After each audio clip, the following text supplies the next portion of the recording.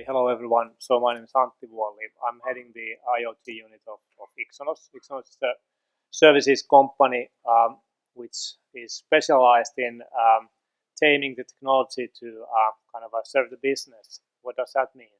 So we are a creative technology house. So we focus mainly on those kind of ways how we can actually utilize the technology to create new services and new businesses. And my main belief here at this moment is that technology is not the problem of the IoT. It's finding the right business. So that's why I'm here. Hi everyone, my name is Pekka Mikkola. A little bit closer. So I come from Cargotech, and we try to sell this IoT thing to our customers and get money out of that.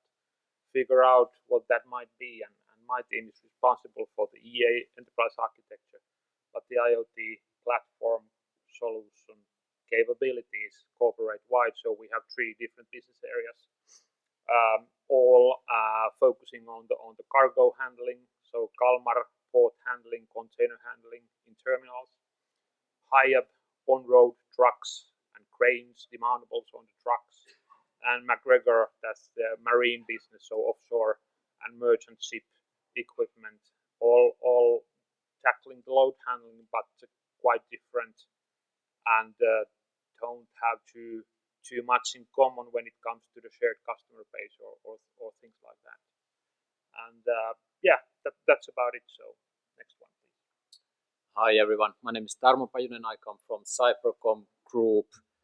I'm the head of IoT competence here in Finland. I do IoT solutions architecture, business development, part of the group level IoT work that we have.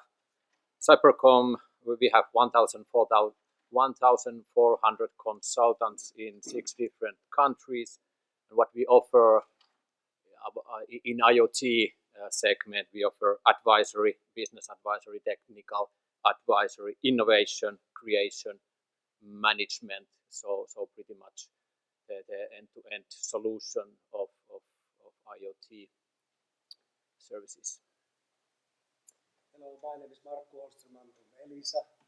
I'm heading the IoT program, leading all things connected to IoT there.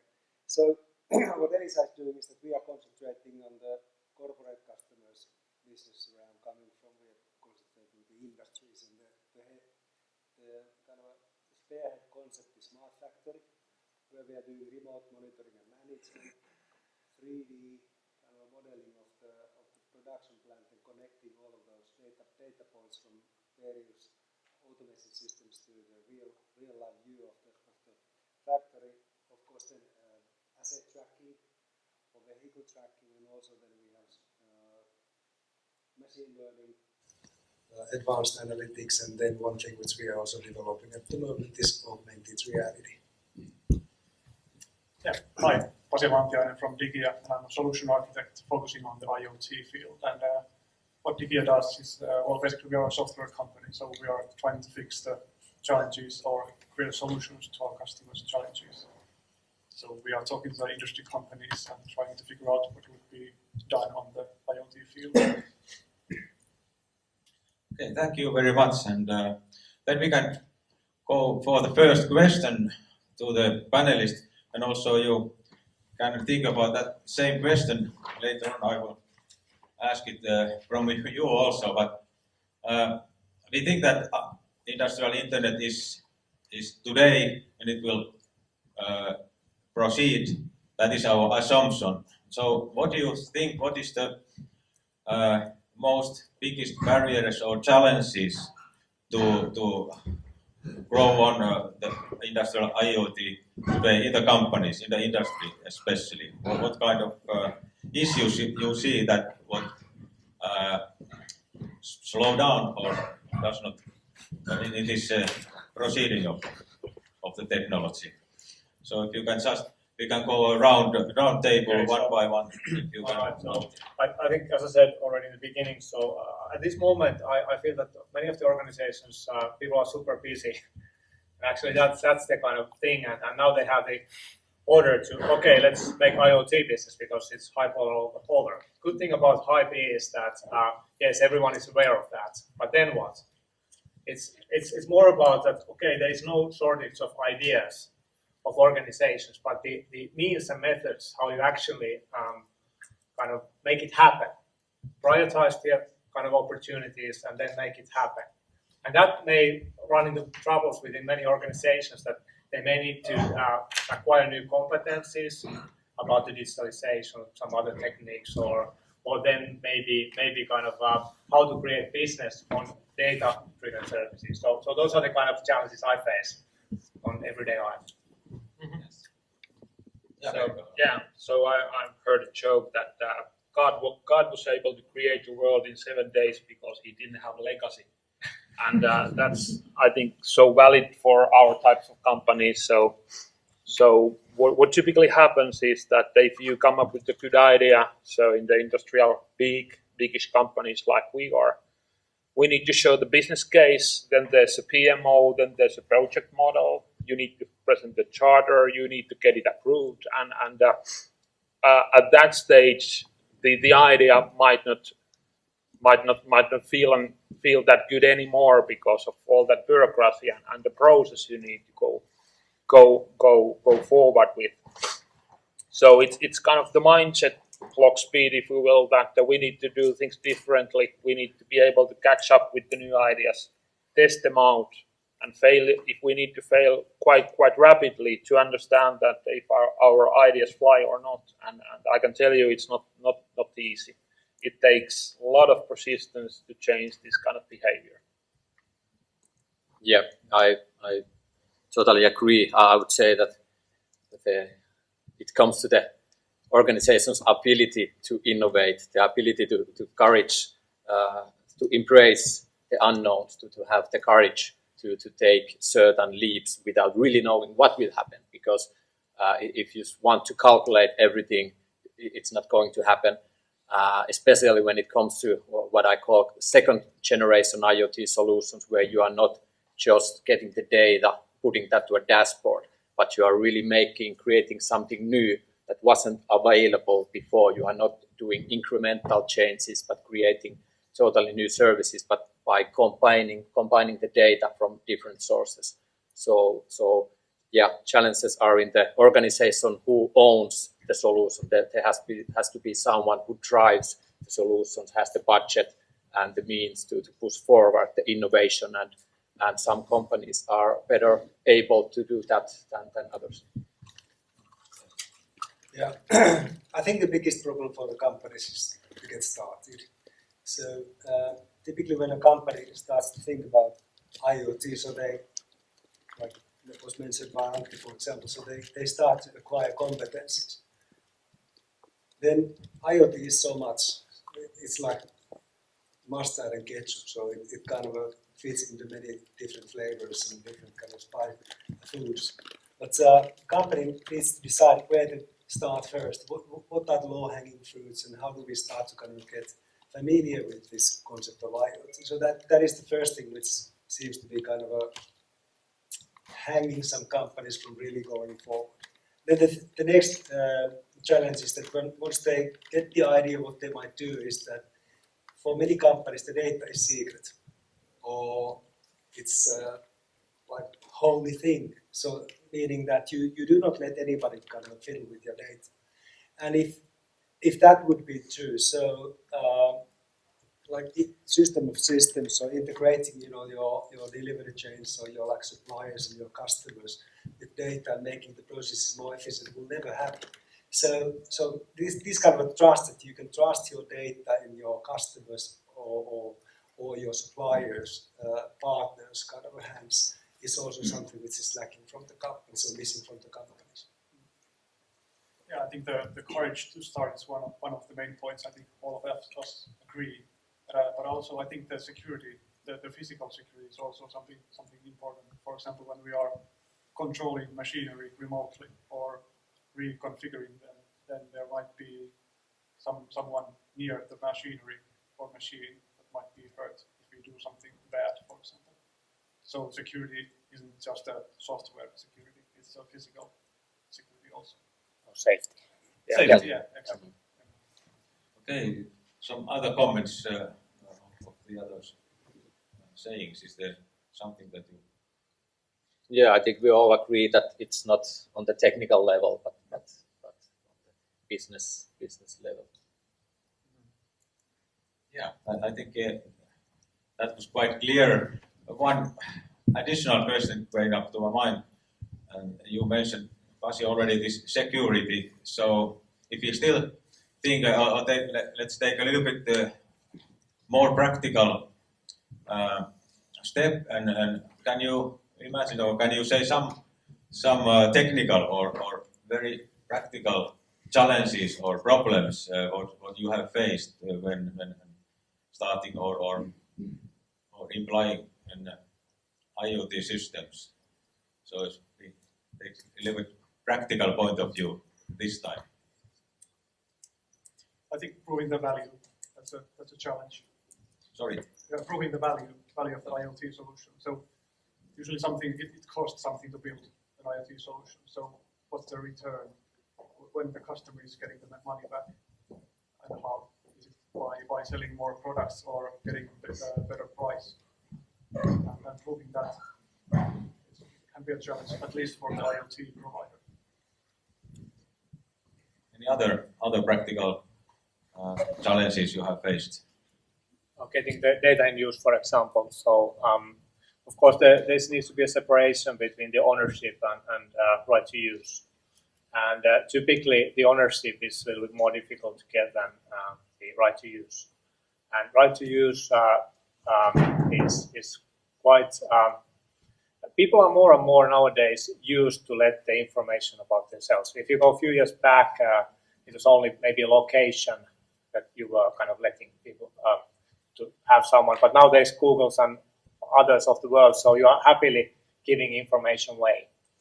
And now, of course, what comes to the machines and industrial systems, then it's a bit different matter, because those systems have not been designed for internet, connecting them to the internet. And that is, of course, one thing that companies think that this data is so secret that we cannot give. But I think there's twofold. So one is that access to this data, that might be possible, but then you need to kind of control the things you open up.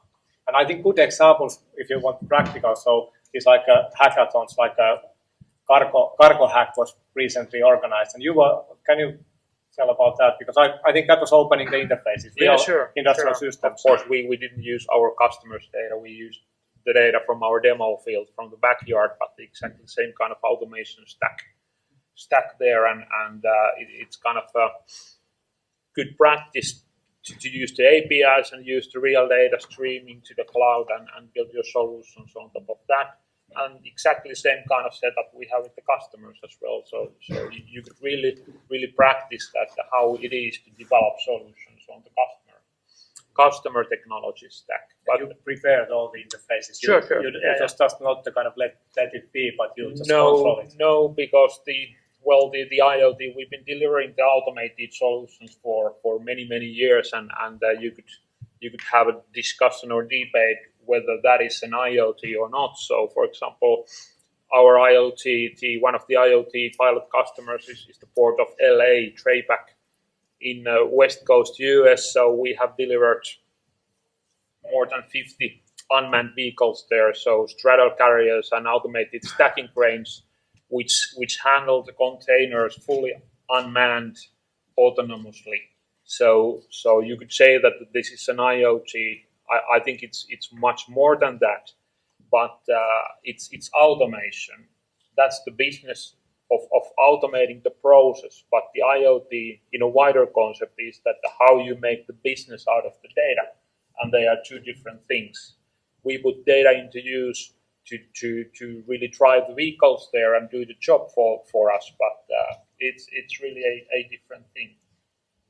Although the automation stack can really provide a lot of data, so we have hundreds of billions of records of that data already available to play around, and that's a good basis to start practicing the IoT solutions as well. Okay, any other comments or practical Yes. Of course, I think the key word in Internet of Things is Internet.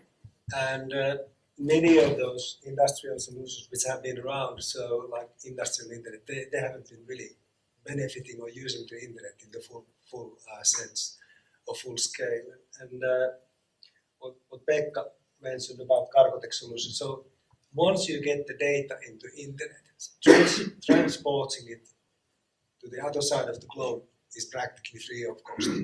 So that is the revolutionary thing in Internet of Things. And the other thing is that getting data out of the systems, automation systems or such, is not actually very difficult. So we have the largest implementation which we are having at the moment is gathering data from 41 different systems, automation systems, backend systems, M-Files, SAP, Salesforce.com, and these kind of things. And the integrations are happening pretty fast. I mean that we are utilizing a platform, Internet of Things platform, which is the market leader at the moment by miles, 4 to 5 times bigger than the others. It's called ThingWorks. So the reason for utilizing those platforms is that the integrations are happening like in a snap. And once you get the data in the cloud, then you can start to implement those Internet of Things applications and also utilize advanced analytics and machine learning and those kind of things. So technology is pretty advanced already at the moment, but many customers or many industries are still not starting. And that is, I think, the big challenge. So, and there was a mentioning about cybersecurity or data security. And of course, if you are careless in your implementation, if you do not kind of follow the rules of making a solid IT system, because Internet of Things systems are also IT systems. So if you kind of breach those rules, so you're kind of welcoming all kind of like attacks and those kind of things. The hackers are really, they are scanning all the times the open Internet addresses or ports where you can kind of go in. So starting with the implementation, which is designed to be proof of this kind of attacks is very important. So I think, and this cybersecurity is many times kind of lifted as a topic because it's fairly limited number of people who really understand it. So therefore, I mean, it's a nice discussion topic because it's kind of scary. And therefore, of course, I mean, it's money for consultants who understand it. So that's a good thing for those people who are familiar and at home with the cybersecurity. But I mean, we can talk hours and hours about this, so I leave also. Yeah. I have to add, you said that the internet is the keyword. I have to say that the things is quite important keyword in IoT also, because that's something different. We are quite familiar with the internet security, securing the systems, but in IoT you have the things, and they are physical things. You will have your certificates, for example, in there, and physically will be in the hands of the hackers, and you have to prepare that somebody will physically take open the box and take your certificates, for example. So there are new threats also, but a lot of the same ones. They have one comment. You asked the greatest challenges and barriers. So I name one is focusing too much on obstacles, because once you ride a bike and you look at the stone, you will hit it. Go for the business and for the dreams, and remove the obstacles. Of course, security is one, and there are many others, but still. Keep your eye on your own vision and business. I think that everything else will follow. Okay, yeah, that was a good summary also. The business idea, business target is also safety, security, data openness or closeness. Some points were arising here. But now I would like to give a word for audience, or if you have any comments, questions, or some for panelists, or just generally. So please, if something comes to your mind, your word is open. Yes, please. After IoT, in this industry, when you are talking about machines, the kind of the lifetime is quite long, and that means that IoT solutions lifetime could be also pretty long. So how are you preparing for that? Very good comment. I think Pekka can. Yeah, that's a good question. So we have said it aloud in our strategy already publicly that we will connect all the new products by the end of 2018. and we are delivering thousands and thousands of equipment every year, and we will retrofit all the existing equipment by 2020. And I can tell you that's a massive thing. But we are committed to that because we feel that we need to do that for the new business. And that's really bold statement, and we are really working on that. But of course, there are everyday challenges that we have cranes out there with the PLCs, with the control systems. We need to retrofit those, and it's not that easy to flash the new control systems and update the PLCs on the go without interrupting the customer in his daily job. So we need to plan it really, really carefully how to do that. Yeah, so we also work with the car industry, so namely Honda. So there are two things. So one is the new equipment. Of course, it's easier. So all new Hondas in Europe and Russia are kind of having kind of application store where you can actually download applications to the cars, and it's valid since March 2015. So there's now 160,000 or more kind of cars already connected within our services and cloud.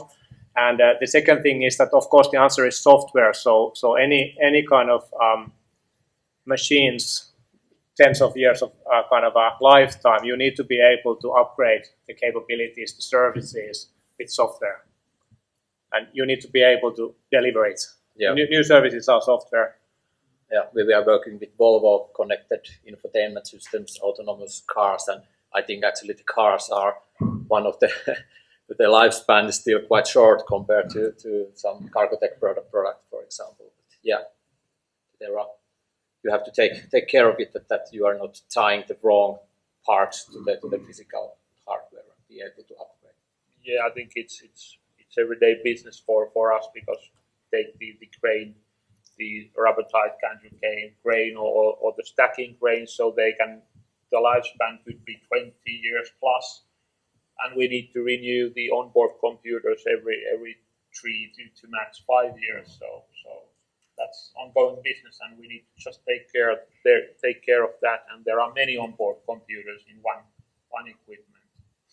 So I think to this longevity of the solution, it was a great question, by the way. So of course, anyone who has been developing technology, especially something with the computing power in it, so they understand that the chipsets have a certain life cycle. So many times actually the companies are forced to retrofit technology because actually the new kind of software is not compatible with your existing or the legacy platform. So therefore, for anybody who's developing technology, you would need to understand that, okay, utilize platforms which have long lifespan, or chipset architectures which are like true and tested. Intel is, of course, the kind of a household name there. And of course, when it comes to protocols, so utilize and develop the solutions on top of the protocols which are really having a long lifespan. And internet protocols are having truly a long lifespan. So instead of trying to invent your own kind of a fancy protocol and try to kind of sell it to the whole world, utilize the things which are already there, or then which are kind of having a really good traction on the open source kind of a market. So those kind of things are something which I would like. If I would be a consultant, I would consult my customers and kind of do that, don't do this. Okay. Yes, thank you very much for the question. That was very good. I can outsource my duty for the audience. Do you have any other questions in this stage? Yes, please. What about standardization? Is it needed or not? What is the status? What is your opinion? Technology standardization. Yeah, I think we can start with Pasi. Yeah. I think one of the IoT providers, global IoT providers, have been saying that they have dropped the ball on the standardization because there's so many technologies and so many companies. So they're just supporting the main protocols, for example, and hoping that they will succeed. So yeah, I mean, standardization, of course, is important on the transport protocols and these kind of things. If you want to kind of have all of these sensors out there which are measuring pressure, temperature, whatever, vibration, so connecting those to low cost to the network requires standardization. But of course, I'm a great believer in 3GPP standards. So I mean that this kind of GSM evolution to 5G. For example, I do not think that these Sigfoxes or LoRa's are having any future on those because they are proprietary technology. So there, a standards-driven approach is very, very important. But then, what comes to like standardizing everything on IoT, I do not believe in it at all. So there are internet protocols, there are like HTML5s and these kind of things which are pretty standard. So utilize those, utilize these kind of de facto standards which are already there instead of trying to standardize everything. So that it's like a mixed bag. So in transport, in connectivity, yes, standardization is really good. On integrating different like systems to, or this kind of system of systems type of a standardization is pretty hard task, and I do not have a like faith on it that it will really happen. I have to one detail. LoRa, Sigfox, they have quite different business model. LoRa is much more open than Sigfox and has better business model for the continuity. It will still die. Yeah, then the technology discussion and the standardization. So thinking about us, we have tens of different types of equipment on a vessel, on a sea, requiring the satellite connection, and then on a forklift truck or a crane. And yes, you can standardize, but on a certain level, and I'm not talking about the transportation protocols. I took those for granted, so of course we use those. But when it comes to the software components and software architecture, what we are doing that the gateway devices, they may be different in different equipment, but we are aiming to have the same logical software structure within the gateway. Even if the operating system changes in the gateway, we would still have the same architecture, same components running. So cloud-facing part and equipment-facing part, and then how they talk with each other. That we try to standardize and are doing at the moment. And still need to add to standardizing the whole IoT stack. So I just reply to Markku that you raised the flag of the ThingWorks. But what we decided in the very beginning when we defined the architecture, so we have many different business units. We have pretty much open requirements. How you could make a specification that would end up to buying a product to tackle the IoT. It was a no-go for us. But what we decided to do, we promote the open architecture and the use of the open source as much as possible in our IoT. And it's really been paying off now. So we've been practicing this now more than a year and a half. And I have to say that we have been able to stretch the platform to the corners that they weren't visible there when we defined the architecture in the first place. So I'm really excited to go forward, and I have really learned so much over the couple of 12 to 18 months, what you can do with open architecture. Really. Yeah, that's really important. Yeah, I've been doing also a lot of these platform comparisons, and I think it's pretty much the same with the standardization as with web technologies. There will not be any total standards, but there will be just a few winners and a lot of losers. There was one more question. I got an opinion already for this question from back then, but today's world technologies change so fast that there is really no place for standards in many places anymore. But they have been replaced by open standards, using open source solutions and opening the way how to communicate with the system. So how would you see this? You kind of answered from your behalf that would this be an answer for your solutions instead of like waiting for standardization? Do you see this happening in your cases? And I think that's something that Mark already mentioned, that they use the de facto standards, so not the actual standardized, but massively used protocols. So they'll basically become the standard because people are using those so much. When you think about your solutions, you always need to understand that what is the situation for vendor lock-in, or are you sure that you want to select where you have the technology where there's only very few who provide technology. So that's always a trade-off. Sometimes it's justifiable, but most of the cases you need to really consider that what is important for your business, which parts I need. If some problems occur, what is the kind of thing that I'm laying my business on? So am I in a very, very tight vendor lock-in?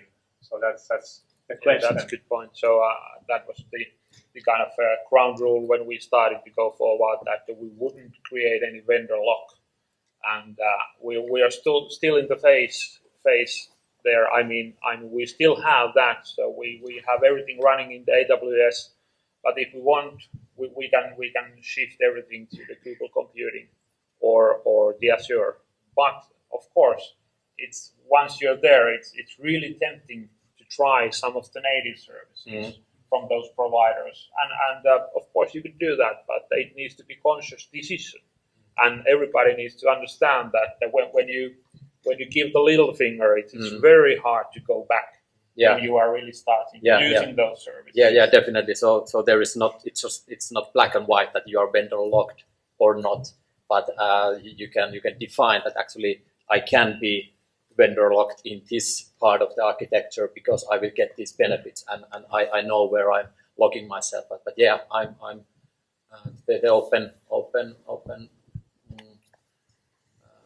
standards or open technologies are really developing fast, and you can migrate, like you said, you can take the best parts of different platforms when you do the architecture well. Okay. Just to comment this vendor lock. So, of course, there are many layers in IoT stack, and one is, of course, the data collection layer. And if you do not manipulate the data, so there's no vendor lock regardless of what is the technology which you are utilizing. Also, then, like there was a mention of AWS technology, so you might have Microsoft Azure, or you might have IBM's Bluemix, or then you might have one of the other platforms. But the cloud-to-cloud integration between those different technologies actually is the answer for the non-vendor lock. So once the data is not manipulated, the applications might be done like with the ThingWorks, which is how we are doing. But then you can kind of give the same data unprocessed to any other cloud system, and then you can do those with the tricks with the data in analytics or applications, however you wish, at your will. Because you are just passing on the data which you are having. And so pay for the transfer, taking out the data of Cloud 1 to be able to transfer it. Yeah, maybe. I mean, there are like different ways of how the cloud suppliers or these technology suppliers are kind of pricing the data. And some cloud vendors, for example, they do not take any charge on the data which you are kind of transferring to the cloud. But what you're taking out of the cloud is actually priced. So the comment is fair. So. But anyways, I mean that we understood this vendor lock thing very well when we chose our platform. But what we valued the most was the speed of implementation, how fast you can really integrate the systems, how fast you can do these applications, and that is something where there are like varying opinions. Some companies are of course favoring the approach that you need to do a lot of like tailor-made software development and application development, and then actually the vendor lock comes from the application development side.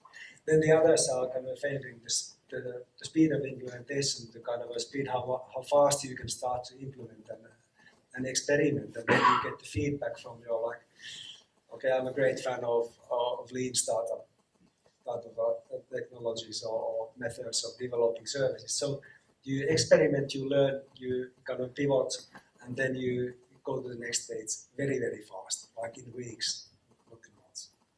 Okay, I guess this that the time is running very fast.